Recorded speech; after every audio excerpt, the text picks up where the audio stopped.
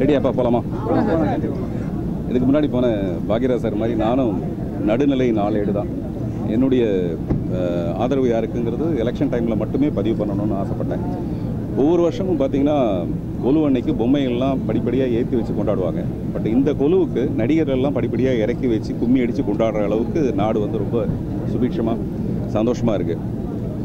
நடிகர் சங்கத்தை காப்பாற்றுறதுக்கு அல்லது போட்டி போகிறதுக்கு இவ்வளோ பேர் இருக்காங்களேன்றதுக்காக நான் என்ன பண்ணேன், மக்களுக்காக அல்லது விவசாயிகளுக்காக இந்த கூவம்னு ஒரு பிரச்சனையை கையில் எடுத்துக்கிட்டு அதுக்காக நான் தொடர்ந்து அந்த முயற்சியில் இருக்கேன். அதனால் நான் முன்னாடியே சொல்லிட்டேன், 2 அணிக்கிட்டையும் நான் பிரச்சாரத்துக்குலாம் வரமாட்டேன்னு சொல்லிட்டு. ஸோ அதனால் ஒரு வாரம் கழித்து நேற்று நைட்டு தான் வந்தேன். என்னோடய மொபைல் ஃபுல்லாக ஃபங்கஸ் ஆகிருந்தது. என்னடா ஃபங்கஸ் ஆகிருக்குன்னு பார்த்தா ஃபுல்லாக இந்த பிரச்சாரத்துக்காக இவங்க பேசினது, இந்த அணியும் அந்த அணியும் மாறி மாறி பேசினதில் மொபைலே ஃபங்கஸ் ஆகிற அளவுக்கு இருந்தது. எல்லாத்தையும் போட்டு கேட்டேன். முடியும் போது ராத்திரி விடிய காலம் 3 மணி ஆகிப்பிடுச்சு. கூவமே பரவாயில்லன்ற அளவுக்கு இருந்தது. இந்த பிரச்சாரத்தோட நிதி வந்து அந்த மாதிரி இருந்தது. அது ரொம்ப வருத்தமாக இருந்தது.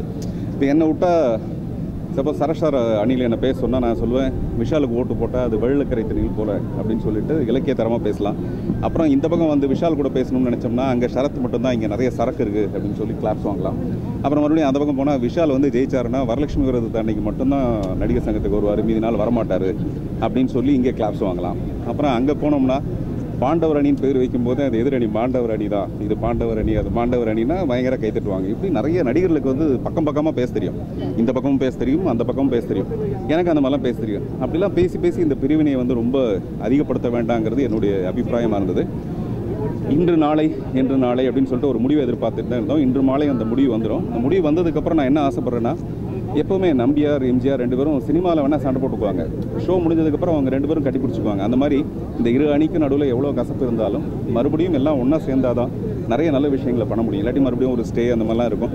அப்படி இல்லாமல் இருக்கிறதுக்கு ஒரு சமாதான தூதுவராக இருக்க நான் தயாராக இருக்கேன். வெற்றி பெறுற அணி என்ன யோசிக்கணும்னா, ஏன் தோல்வி விட்டுறது ஒரு அணி அப்படின்னு தெரிஞ்சிட்டோம்னா அடுத்த தடவை வந்து மறுபடியும் தொடர்ந்து ஜெயிக்கலாம். நன்றி, வாழ்க்கை.